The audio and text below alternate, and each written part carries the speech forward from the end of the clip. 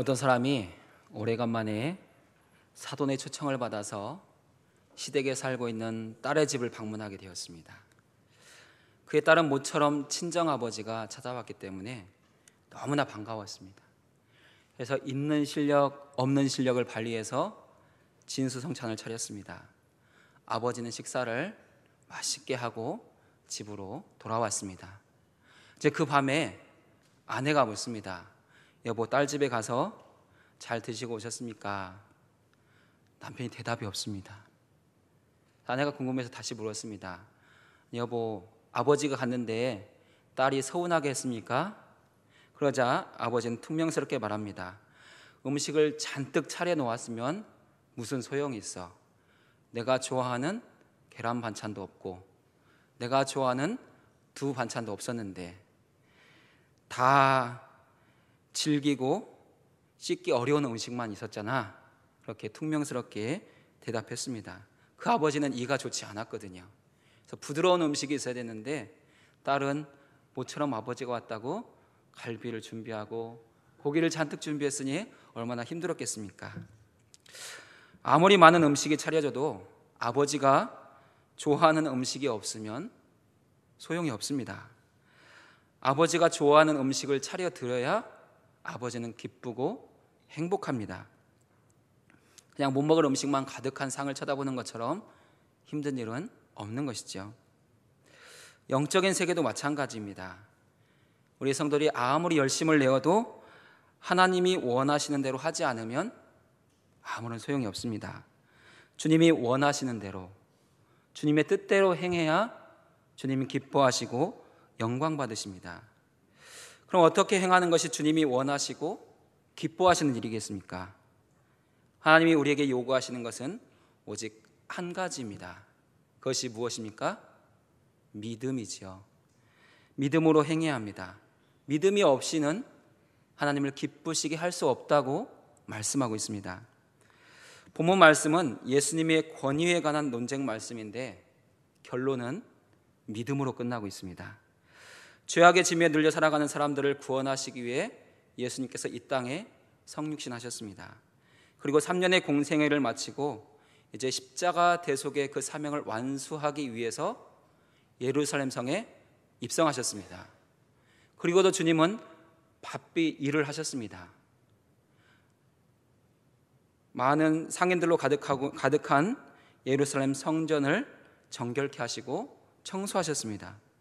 열매가 없이 잎사귀가 무성한 나무를 저주하기도 하셨습니다. 그리고 성전에 들어가서 가르치셨습니다. 23절 말씀을 같이 읽어보겠습니다. 예수께서 성전에 들어가 가르치실 때 대제사장들과 백성의 장로들이 나와 이르되 내가 무슨 권위로 이런 일을 하느냐?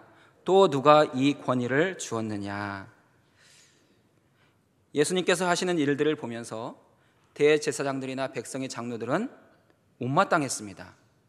백성들의 마음이 온통 예수님께로 향하여 있었기 때문입니다. 어떻게 해서든지 그 기세를 꺾고 싶었고 자기들 앞에서 그 예수를 제거하고자 했습니다. 그런 예수님이 성전에서 백성들을 가르치고 있습니다. 성전에서 말씀을 가르치는 자리는 다른 누구에게도 내어줄 수 없고 양보할 수 없는 자리입니다. 집안 대대로 제사장 가문으로서 그 자리는 자신들의 것이었습니다. 백성의 장로들로서 그 자리에 서서 백성들을 가르칠 때 장로들은 자부심이 있고 긍지가 있었습니다. 그런데 그 자리에 예수님이 서 있습니다. 그러니 얼마나 기분이 나빠졌겠습니까? 그래서 과격하게 묻습니다. 내가 무슨 권위로 이런 일을 하느냐? 또 누가 이런 권위를 너에게 주었느냐? 예수님께서 성전 안에서 가르치는 자리에 서서 말씀을 가르치시는데 너에게는 이런 권한이 없지 않느냐? 우리가 인정하지 않는 그런 권한으로 어떻게 이 자리에 서서 네가 말씀을 가르치고 있느냐? 그렇게 묻게 된 것입니다. 만약 예수님께서 이들의 질문에 명확하게 대답하지 못하면 그 주님의 명예가 실추될 그런 위기에 처해 있습니다. 그렇다고 내 권위는 하나님께로부터 왔다 라고 섣불리 말하면 이건 신성모독이다. 바로 그 자리에서 돌에 맞을 수도 있는 상황입니다. 이 대제사장과 백성의 장로들의 질문은 완벽했습니다. 더 이상 빠져나갈 수가 없는 그런 질문입니다. 하지만 예수님은 그 질문에 새로운 질문으로 그 상황을 극복하십니다. 24절 말씀 읽어보겠습니다. 예수께서 대답하시되 나도 한 말을 너희에게 물으리니 너희가 대답하면 나도 무슨 권위로 이런 일을 하는지 이르리라.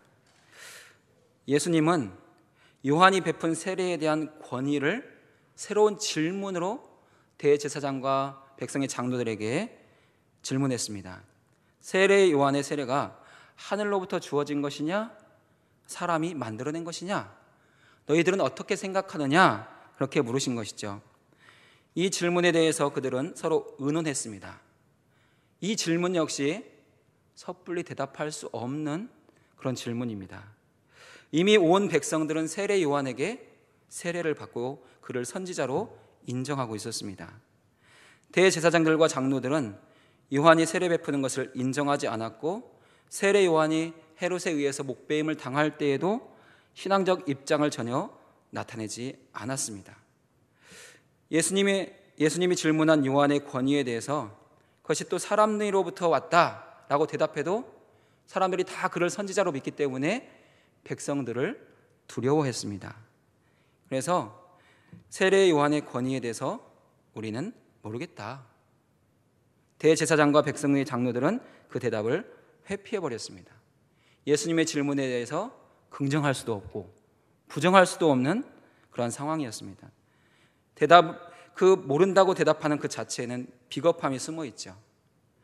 그러나 그들의 비겁함 안에는 하나님의 권위라고 할지라도 내 입장에 반대된다면, 나에게 이익이 되지 않는다면 믿지 않겠다는 그 불신앙이 들어 있습니다.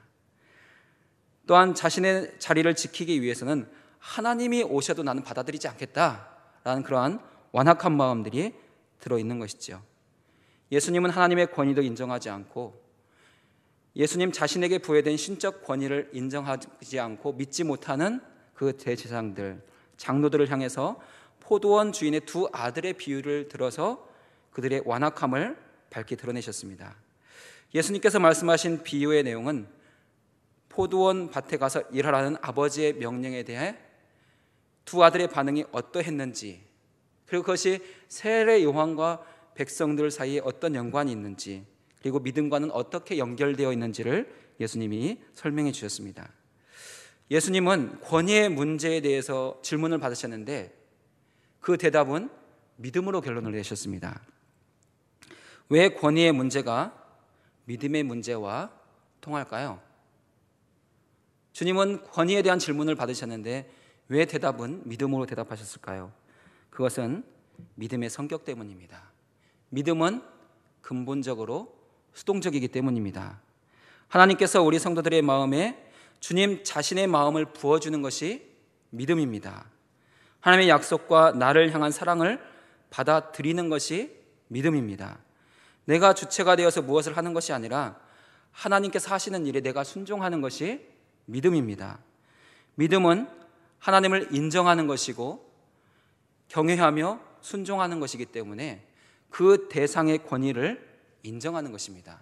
그래서 믿음은 권위와 통하는 것입니다. 믿음을 가진 사람은 하나님을 경외하고 그 하나님의 권위를 순종하게 되어 있습니다. 곧 권위는 믿음과 통하는 것이죠. 그래서 사랑하는 여러분이 하나님을 경외하고 인정하고 고백하는 믿음을 가지고 살아간다면 여러분은 지금 온전한 믿음의 터 위에 서 있는 중입니다. 그런 우리가 허락하신 믿음에 더 굳게 서서 주님의 뜻을 더 풍성히 이루고 또 더 하나님을 기쁘시게 하는 삶을 살기를 하나님은 원하고 기대하시죠. 그렇게 살기 위해서 우리는 어떻게 행해야 되겠습니까? 오늘 주님은 세 가지를 우리 가운데 말씀하고 있습니다. 먼저 믿음 위에 서서 주님의 뜻을 기쁘시게 이루기 위해서는 사람들을 두려워하지 않아야 된다고 말씀하고 있습니다. 25절과 26절 말씀 같이 읽어보겠습니다. 요한의 세례가 어디로부터 왔느냐? 하늘로부터냐? 사람으로부터냐? 그들이 서로 의논하여 이르되 만일 하늘로부터라 하면 어찌하여 그를 믿지 아니하느냐 할 것이요 만일 사람으로부터라 하면 모든 사람이 요한을 선지자로 여기니 백성이 무섭다 하여. 대제사장과 백성의 장로들은 예수님께 권위에 대한 질문을 했다가 역질문을 받았습니다. 엄청 몹시 당황됐습니다. 어떻게 대답해야 될지 몰라서 서로 의논해야 됐습니다. 누구 한 사람이 대답할 수 있는 그런 대답의 문제가 아니었던 것이죠. 그러나 그들의 대답은 알지 못한다는 것입니다. 그들의 알지 못한다라는 그 대답 안에는 하나님이 전혀 계시지 않습니다. 만일 하늘로부터라 하면 어찌하여 그를 믿지 아니하였느냐 할 것이요라는 의견, 만일 사람으로부터라 하면 어찌하여 그를 믿지 아니하였느냐라는 그 의견, 이 의견은 모두 사람들을 의식한 대답입니다. 전혀 하나님께서 어떻게 판단하실지, 하나님께서 뭐라고 대답하실지에 대해서는 전혀 관심이 없습니다. 오직 백성들이 어떻게 반응할 것인가, 사람들이 내 질문에 대해서 뭐라고 할 것인가, 거기에 대해만 관심이 있는 것이죠. 대제사장과 백성의 장로라는 그 직분과 위치가 하나님께로부터 온 것이었지만 그들은 그 하나님이 주신 권위, 그 위치에 있으면서도 하나님은 생각하지 않았습니다. 오직 백성들이 어떻게 평가할 것인지, 혹시 우리가 잘못 대답하면 백성들이 돌로 치지는 않을지 그것만 염려했습니다. 대제사장과 백성의 장로들은 하나님께서 주신 권위로 영적인 지도자의 위치에 있었지만 그들이 하나님의 권위보다 사람을 두려워할 때 요한에게 허락하신 하나님의 권위도 인정할 수 없었습니다. 또한 예수님에게 주신 그리스도, 메시아, 구주라는 그 권위도 인정할 수 없었습니다. 그들은 정작 두려워해야 될 하나님은 안중에 두었고 백성의 그 여론에만, 백성들이 뭐라고 할 것인지만 관심이 있었습니다. 믿음이 수동성을 띠는 것이고 우리의 마음에 주님의 마음이 부어지는 것이라고 할 때, 우리의 마음 가운데 사람을 두려워하는 마음이 자리하기 시작하면 우리의 믿음도 파손할 수 있습니다. 오직 우리는 하나님께서 나를 어떻게 보실 것인가, 하나님께서 나를 어떻게 판단하실 것인가에 집중하고 주목해야 됩니다. 내 주변에 있는 사람들이 어떻게 말할까, 내 가족들이 어떻게 말할까를 너무 염려하고 걱정하면 우리는 온전한 믿음에 설 수 없습니다. 우리가 성경에서 만나게 되는 많은 믿음의 사람들이 있습니다. 그들은 백성들이 듣든지 아니 듣든지 주의 말씀을 선포한 사람들입니다. 신실한 주님의 일꾼들은 자기가 해야 할 일을 분명히 알았기 때문에 여론에는 전혀 관심이 없었습니다. 핍박을 받고 심지어 죽음을 당하는 위기가 있어도 두려워하지 않았습니다.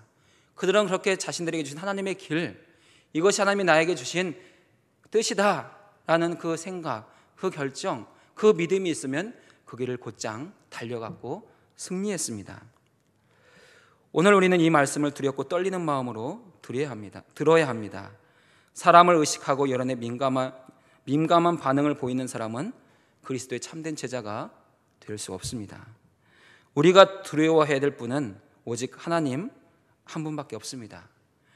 우리 모두는 성도로서 사람들에 대한 일체의 두려움을 던져버리고 하나님을 기쁘시게 할 것이 무엇인지 그것을 기도하고 그것을 구하고 그것을 찾아야 합니다.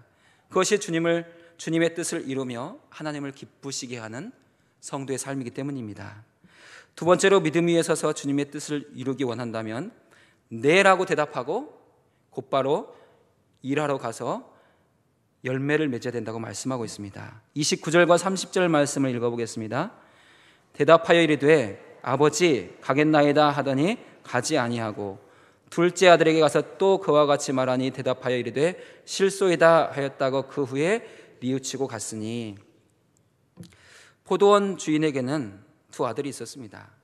아버지는 두 아들에게 포도원에 가서 일하라고 지시했습니다. 맏아들은 가겠다고 대답하지만 가지 않습니다. 둘째 아들은 싫다고 말했지만 그 후에 뉘우치고 가서 일했습니다. 맏아들의 대답과 행동은 모두 자발적인 대답과 행동입니다.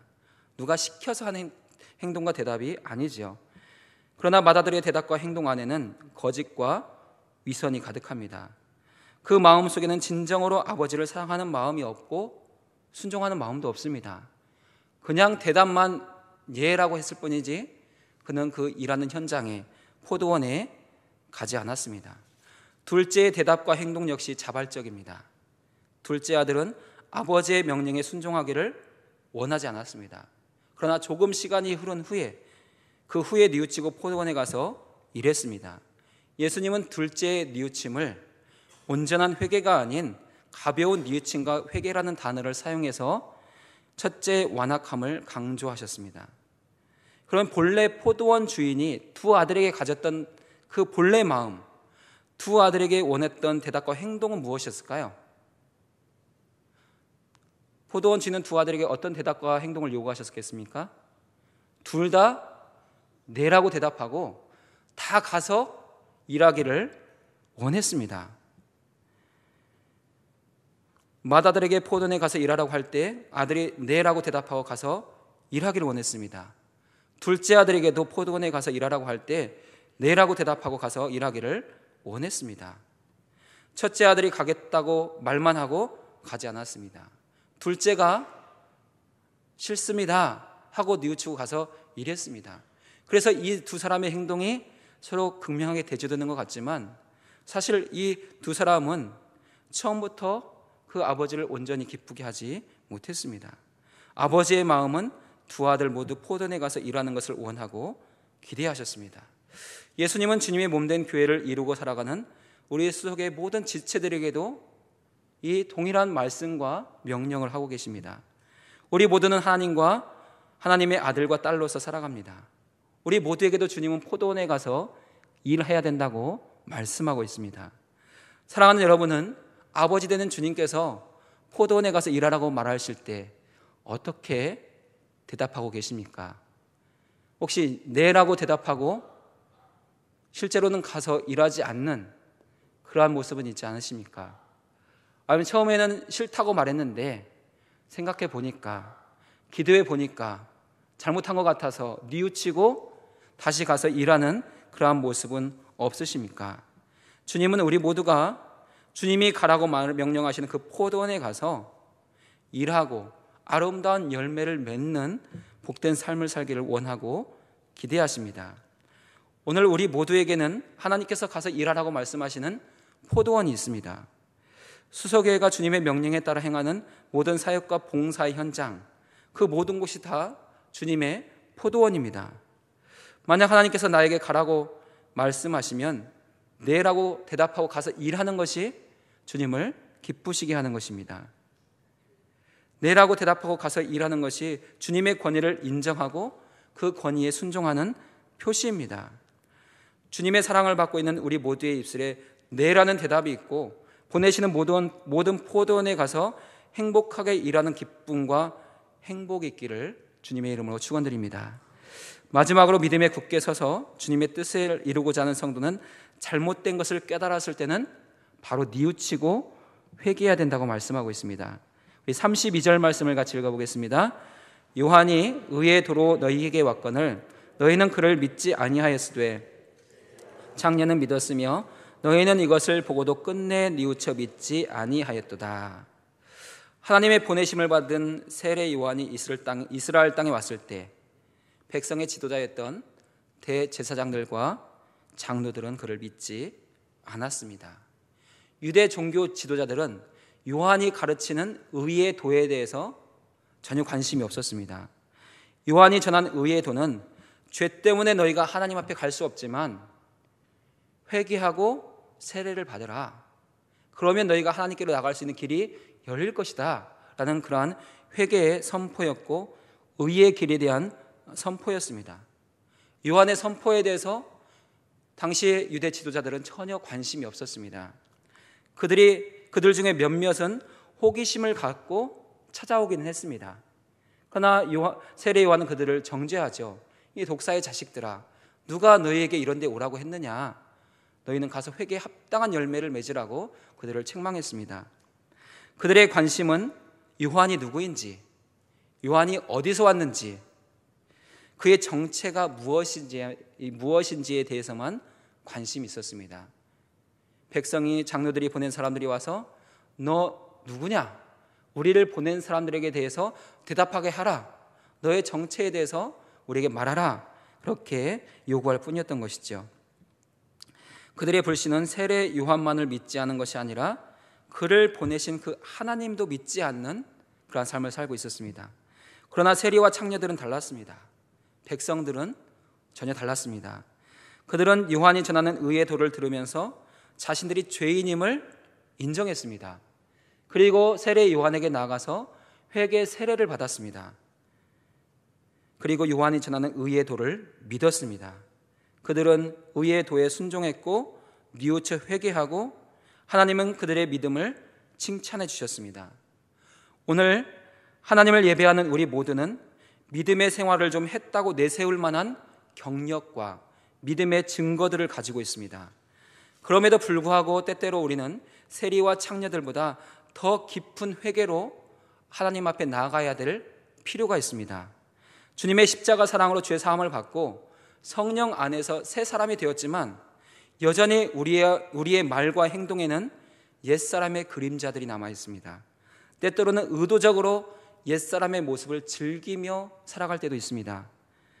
우리의 입술에는 회개가 있고 회개할 마음과 생각도 있지만 실제로의 삶의 자리에서는 의의 도를 팽개쳐버리고 악인의 자리에 서서 다른 사람들에게 상처 입힐 때가 또 스스로 상처받을 때가 얼마나 많은지 모릅니다.